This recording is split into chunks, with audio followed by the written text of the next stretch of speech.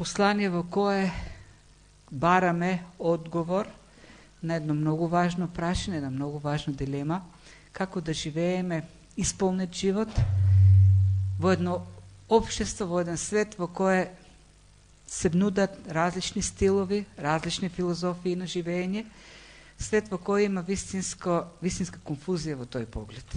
И ако си мислиме дека само денес е така, тоест дека денес е човекот збунет во поглед на животот, начинот на живот кој треба да го избере, кој би му понудил исполнетост, грешиме ако тоа е проблем само за современиот човек. Читајќи го посланието што апостол Павле го пишува до Ефесијаните, па и многу други места во Библијата, откриваме дека тоа бил проблем за човекот и пред 2000 години. Всушност, човекот не се сменил многу, не напреднал многу во тој поглед. Да, човештвото многу напреднало во научен технички поглед. Многу се променил животот на човекот во технички поглед. Меѓутоа, во однос на разбирањето на животот, тоест кој е вистинскиот живот, кој дава исполнетост, светот денес е истиот оној збунет, празен, слеп како и пред 2000 години. И денеска човештвото се измачува со дилемата како да бидеме исполнети личности во еден празен свет во кој живееме. И обично одговорот што го дава светот и тогаш па и денес е задоволување, само задоволување. Тоест, искористување на секоја можност што ни се нуди да задоволиме некои наши желби, некои наши копнежи, похоти. Основната филозофија и денес, и тоа може да го видиме во маркетингот, во рекламите, што вртат постојано, е зграбчи. Се што ќе ти падне зграбчи. Зграбчи е секоја прилика. Се што можеш, кога можеш, додека можеш. И обично зграбчувањето е на нешто кој ќе ти донесат задоволство. Меѓутоа, ваквата филозофија на живење покажала и се уште покажува дека е деструктивна, зашто секој бара начини да приграби колку што може повеќе за себе. И секој гледа во другиот како на инструмент кој треба него да го задоволи. Зашто ние сме приоритетот кој треба да биде задоволен. И така и на лично, на индивидуално ниво, така и на колективно ниво. Албанците сакаат да приграбат колку што можат повеќе за себе. И права, и се останато. Македонците го прават истото. Една политичка партија го прави тоа за себе, друга политичка истото го прави за другата партија. И така светот живее во постојан конфликт, живее во постојана војна, во постојани судири. Зашто секој гледа да ја исполни филозофијата, приграби за себе колку што можеш повеќе. А проблемот, уствари, кој треба да го разбереме, проблемот кој човекот треба да го разбере, е помрачувањето. Проблемот на човекот е помрачувањето на неговиот ум. Во помраченоста на умот, на соетноста на умот, човек не може да не го познава Бог, а бидејќи не го познава Бог, не го познава животот. Не ги познава останатите, светот не го познава, не се познава ни самиот себе си. Човекот живее оттуген од Бог, од единственото оној кој може да доносе задоволеност, исполнетост.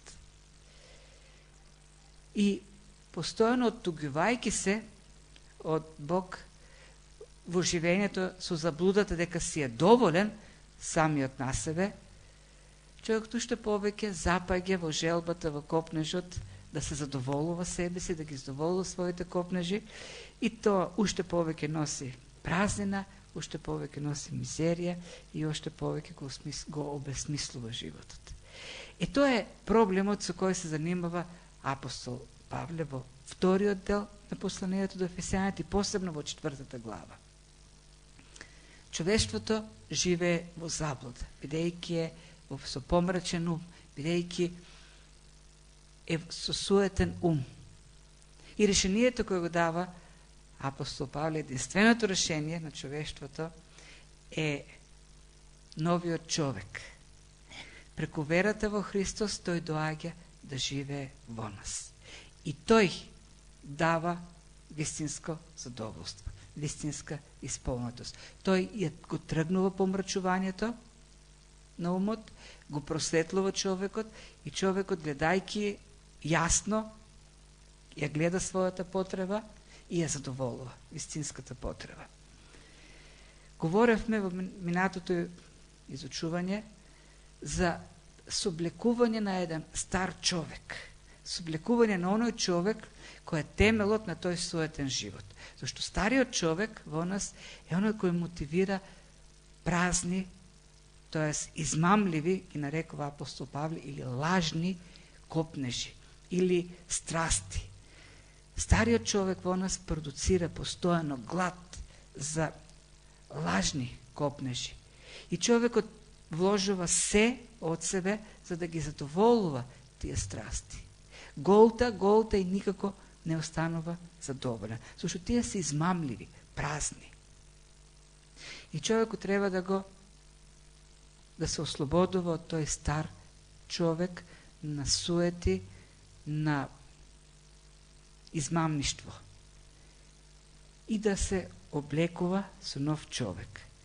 Но, за да се ослободи од стариот човек, за стариот човек да биде стар човек, верникот треба да има нов човек во себе.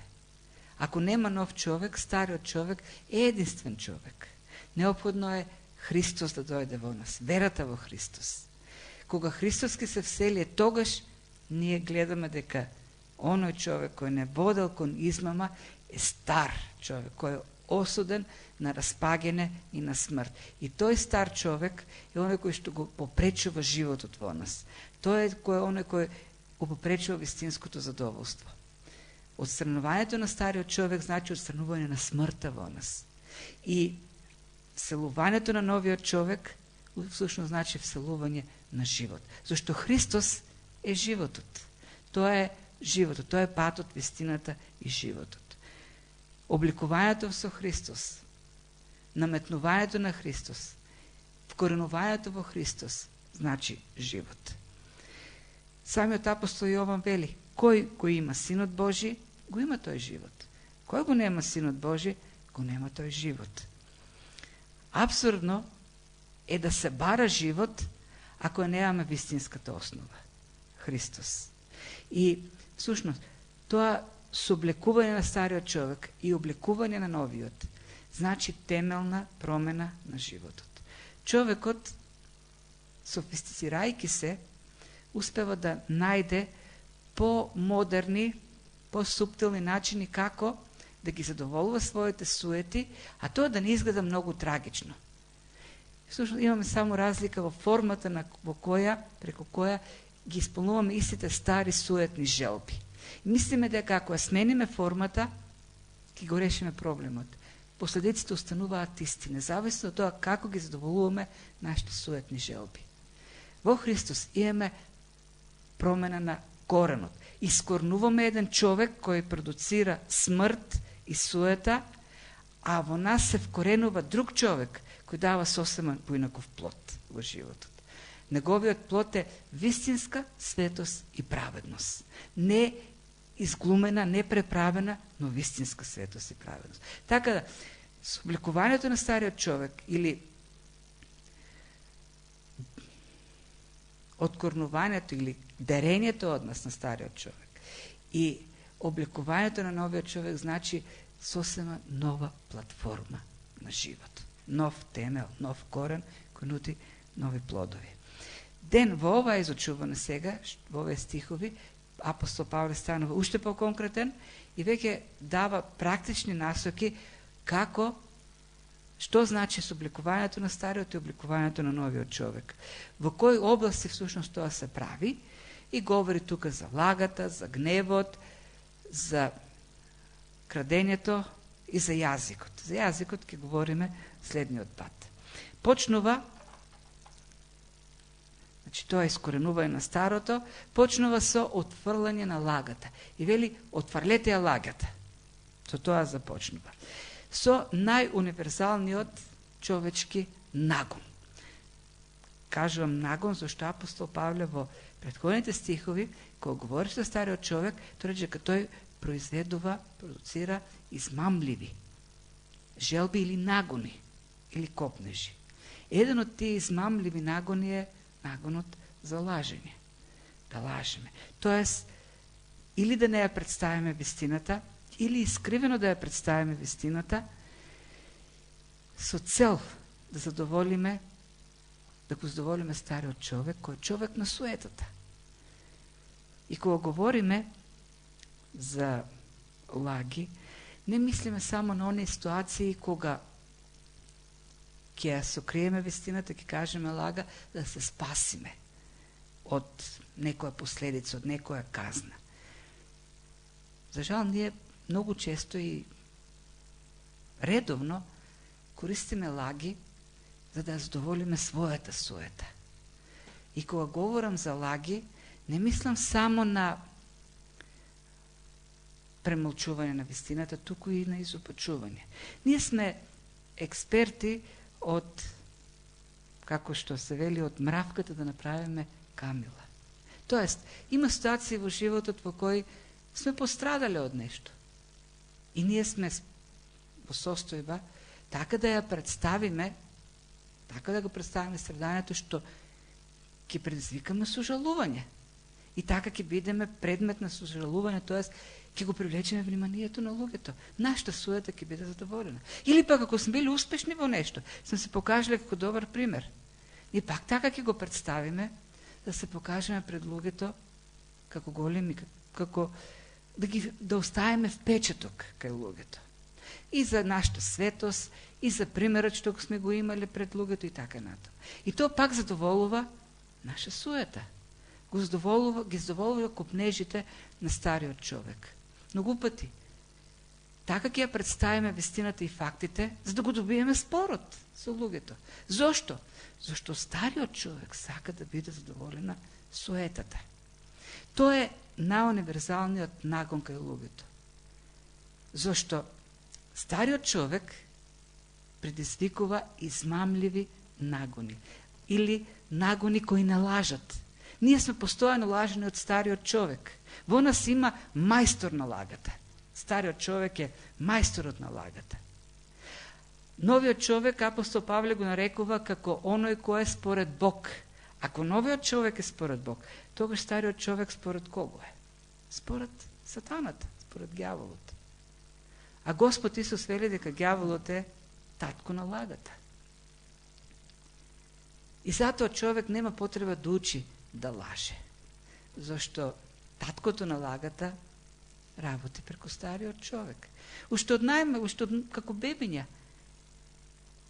знаеме како да манипулираме и да лажеме. Кога веќе малку разбираат бебињата и кога почнат да полнат памперс, тие се кријат. Ке се окрие под масата и гледа со едно око зад ногарката на масата. И мисли дека се крие, правејќи беле. Тие се нагони кои човекот ги има во стариот човек, во себе. Тоа е природата на стариот човек. Собликувањето на стариот човек значи укинување на лагата во нас. Затоа почнува со ова заповед: отврлете ја лагата. Верните ја отврлаат лагата, зашто таа е дел од стариот човек. А тој на крстот во Христос беше осуден и умртвен. Но, кажавме минатиот пат, процесот не завршува со соблекување на еден човек. Ние го соблекуваме стариот човек не за да останеме празни или голи. Ние го соблекуваме стариот човек на смртта на оној кој го попречува животот, за да дојде во нас човекот кој носи живот, Исус Христос. Така да во сите овие заповеди, кога вели дека треба да отврлиме нешто, веднаш додава апостол Павле, а што треба да правиме на местото на она што сме го отврлиле. Откако ќе отврлите лагата, вели апостол Павле,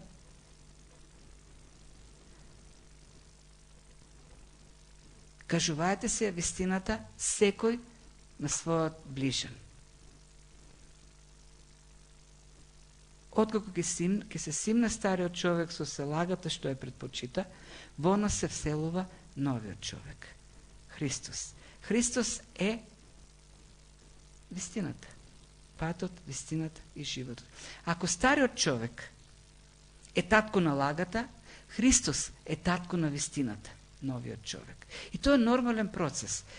Отфрлувањето на стариот човек значи сосема природно отфрлање на лагата. Облекувањето на новиот човек, Христос, нормално значи облекување на вистината. Престануваме да лажеме и почнуваме да ја говориме вистината. Урнат е стариот темел, а поставен е нов. Има во текстот уште една причина која дава апостол Павле. Бидејќи сме делови еден на друг. И како делови еден на друг, ние сме органи на Христовото тело. Зошто апостол Павле го додава тоа? Да престанеме да ја говориме лагата, да си ја кажуваме вистината на секој на својот ближен, бидејќи сме делови еден на друг. Бидејќи го припаѓаме на Христовото тело. И лагата нема последици само врз нас. Лагата има последици врз другите органи. Ние сме органско единство.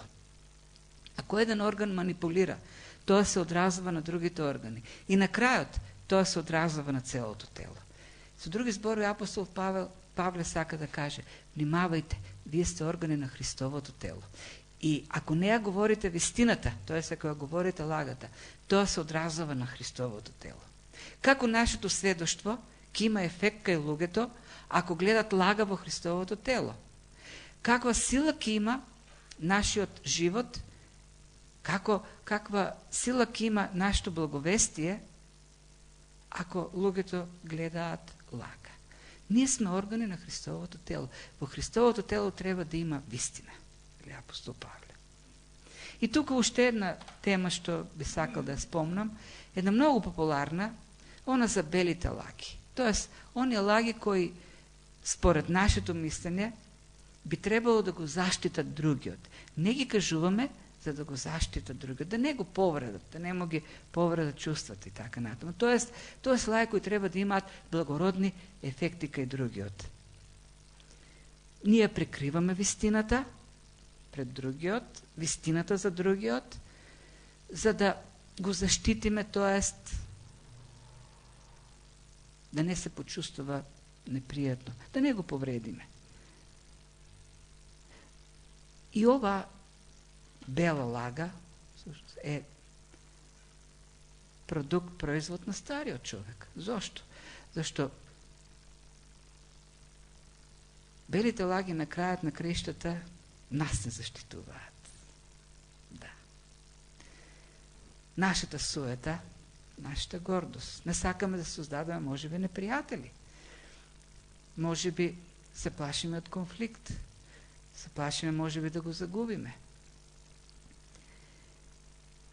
Последиците од белите лаги се исто трагични. Какво е тоа пријателство или какви се тие органи еден на друг, кога го оставаат во заблуда ближниот или другиот.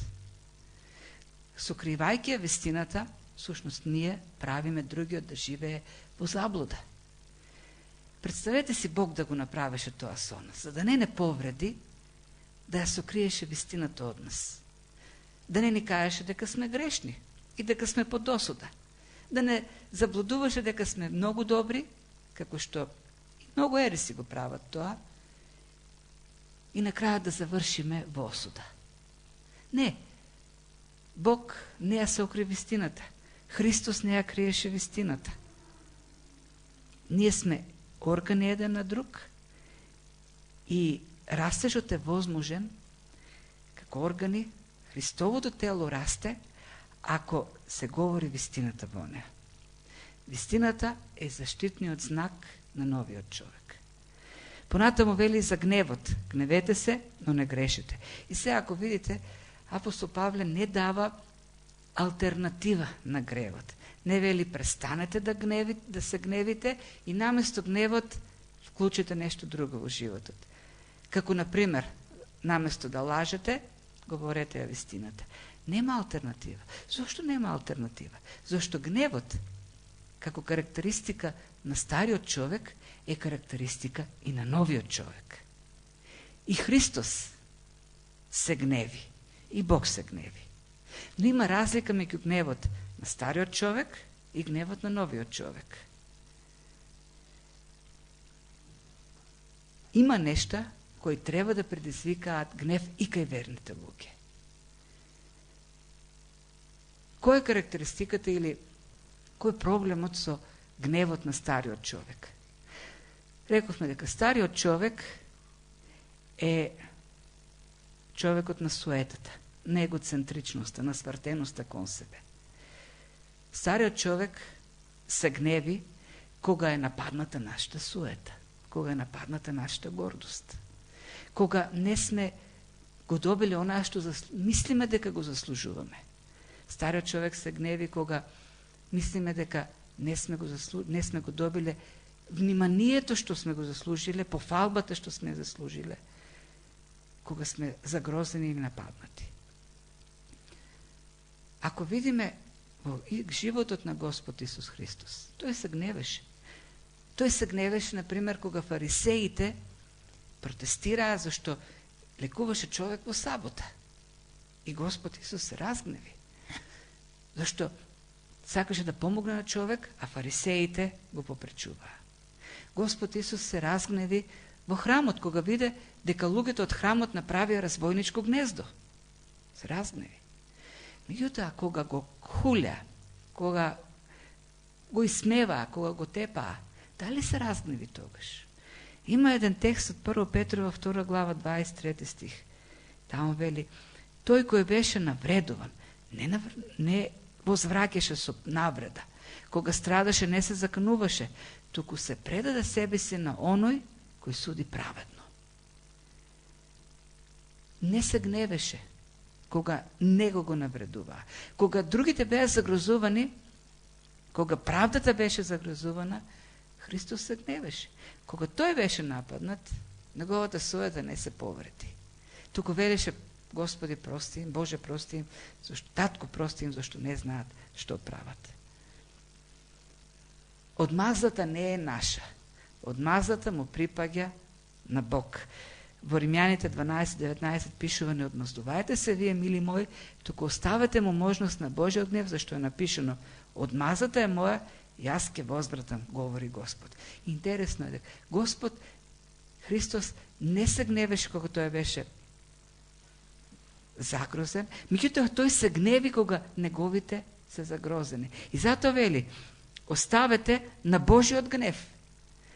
Кога ние сме повредувани, Бог се гневи тогаш. И тогаш тој се одмаздува. Негова одмаздата.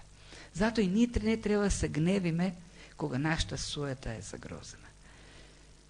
И продолжува, вели: сонцето да не зајде над гневот ваш. И овде апостол Павле користи еден идиом кој сака да каже дека гневот кој ќе се појави, и праведен, дори и праведниот гнев кој ќе се појави, не смееме да го овековечиме во нас. Тоест, уште да не чекаме дури и сонцето да зајде над нашиот гнев. Да бараме решение за гневот. Да, гневот може, праведниот гнев, може да биде експлозив за нашата воля да земеме некои праведни решенија. Но гневот никако не смее да биде гориво со кое ќе го храниме, со кое ќе ја храниме волјата. Горивото за волјата на човекот треба да бидат љубовта, милоста, благодатта. Она што му припаѓа на новиот човек. Нашите дејства не треба да бидат движени од гневот, туку од она што доаѓа од новиот човек, тоест од љубовта. И предупредувањето продолжува и вели: и не давајте му место на ѓаволот. И тоа е продолжение на мислата. Ако дозволиме гневот да ферментира во нас, ќе дојде местото на ѓаволот, тоест на стариот човек. Стариот човек е стапи на сцена. Како? ќе почне да никнува горшлив корен. Во продолжение апостол Павле говори за тие работи, за горчината, за злобата, за омразата, за хулењето, клеветата и останатите работи кои се последици на тој горчлив корен, кој го раѓа стариот човек, ако гневот остане во нас. Гневот ќе создаде желба за одмазда. Ќе сакаме да му вратиме, ќе почнеме да го клеветиме, да хулиме против него, да го оговараме, да го мразиме, да сакаме да му наштетиме, да гледаме злобно на него. Да не се радуваме на неговите успеси и да се радуваме кога страда од нешто. Сите тоа се последици на горчливиот корен кои ќе сејават ако не се справиме со гневот. Во Евреите 12:15 е предупредено да не изникне некој корен на горчина и за да не ве ознемири, за да не се осквернат со него мнозина. И пак вниманието на колективните димензии, колективните последици. Ние сме органи еден на друг. Нашиот гнев ќе има последици на целото тело, ќе има последици и на останатите луѓе. Ќе бидеме вознемирени ние и останатите, а вознемиреноста е сериозна работа. Кога човек е вознемирен поради тој горчлив корен, тој не може да спие, не може да јаде, не може да функционира нормално. Затоа вели, гневете се, но внимавајте да не грешите во вашите гневови. Справувајте се навреме, да не дојде стариот човек и да го пушти горчливиот корен. И со последното предупредување, крадецот да не краде веќе. Ова се однесува не само за професионалните крадци, оние кои се посветени и само тоа прават, туку секој вид на крадење. Ние крадеме на многу начини, многу аспекти. Ние крадеме од Бог, кога не му го даваме она што му припаѓа. И од времето, она време во служење што треба да му го посветиме. И од нашите ресурси што ги имаме, материјални што кога не ги даваме. И во секој останат поглед. Кога не му даваме славата што не му припаѓа, кога ќе се ја припишеме на самите нас, а ја крадеме од Бог. Ние крадеме од него. Крадењето е дел од стариот човек. И пак крадењето е последица на егоизмот и егоцентричноста. Крадецот, која е целта на крадецот? Да се стекне со богатства без пот на челото, без време кое е потребно да работи, да се мачи, за да стекне богатства. И тој не се грижи за другиот. Може би оно од кого што ќе украде, работел напорно за тоа што ќе му биде украдено. Кога влегол во некој стан, крадец, и бара пари, и вредни предмети, тој воопшто не го интересира дали човекот ќе остане без пари и гладен. И колку труд вложил за да го стекне тоа. Крадецот се интересира само од себе. И затоа тоа е типично за стариот човек. Стариот човек вели зграбчи се што можеш за себе. Задоволи се. Тоа е тајната на исполнетиот живот. Меѓутоа, како и сите измамливи нагони или желби, исто е со крадењето. Ветува многу, без труд, без пот на челото, ќе стекнеш богатства, но бидејќи измамлива на крајот се покажува распадливоста, гнилежот и на тој копнеш, на таа желба. Во крајна мера води до смрт.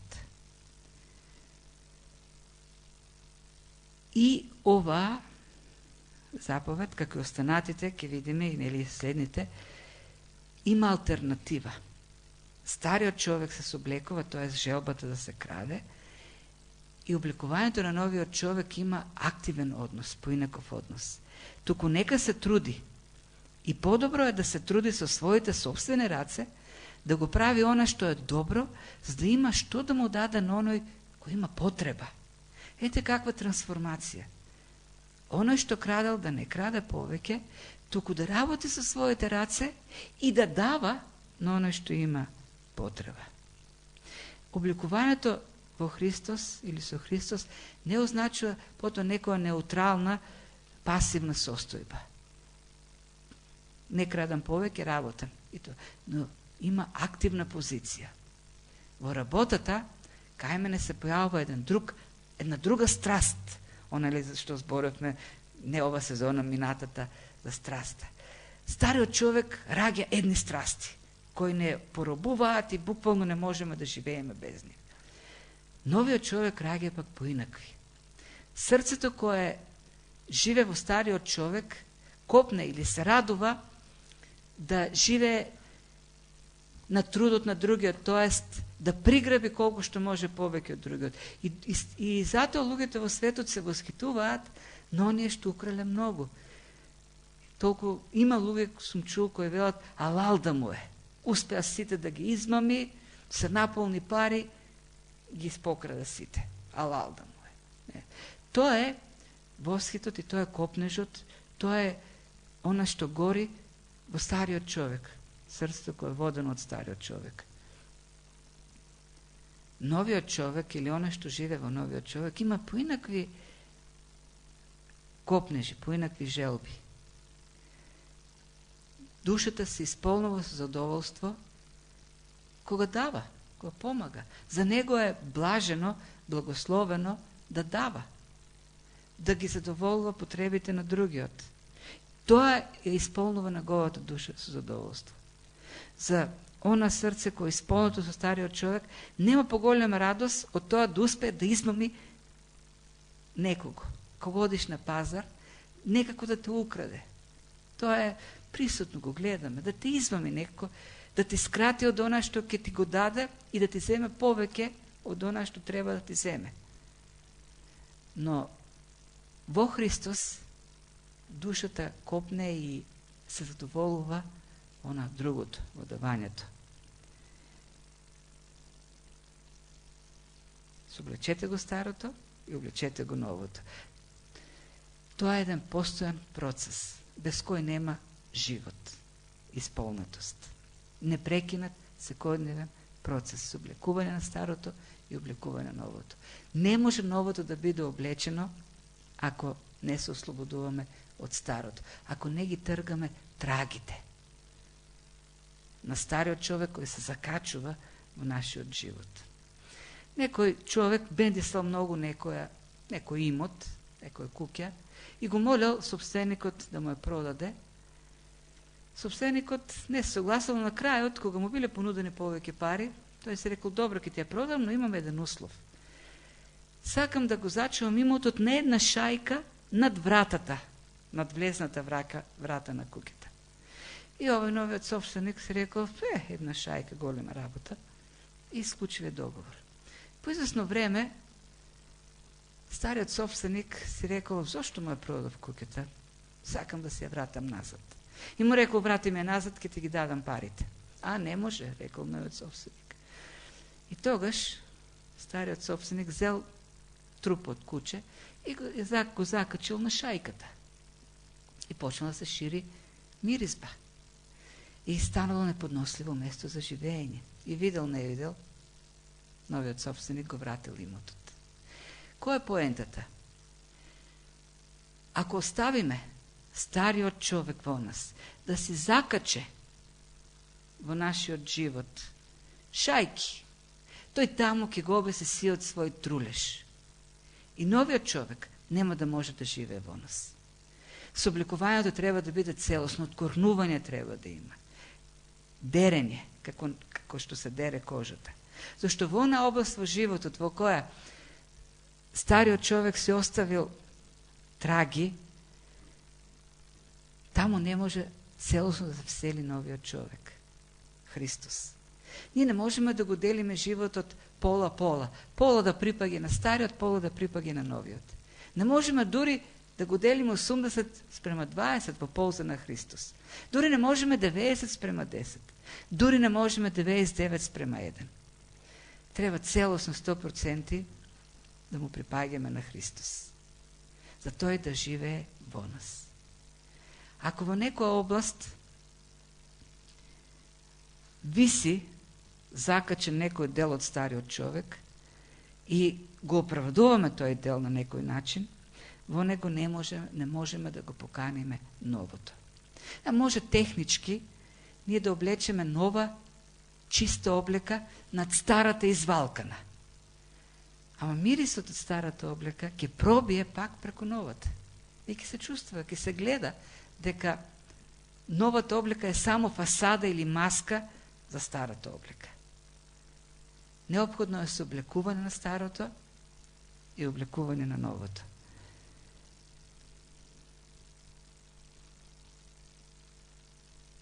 Ако само така го наблекуваме новото, ние нема да можеме вистински нито да любиме, нито да простуваме, нито да го живееме.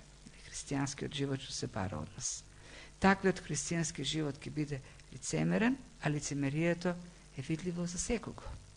Затоа, на крајот ќе завршиме со еден стих од апостол Павле во Римјаните 13 глава. Загарнете се, вели, или истото, облечете се со нашиот Господ Исус Христос и не задоволувајте ги похотите на вашето тело.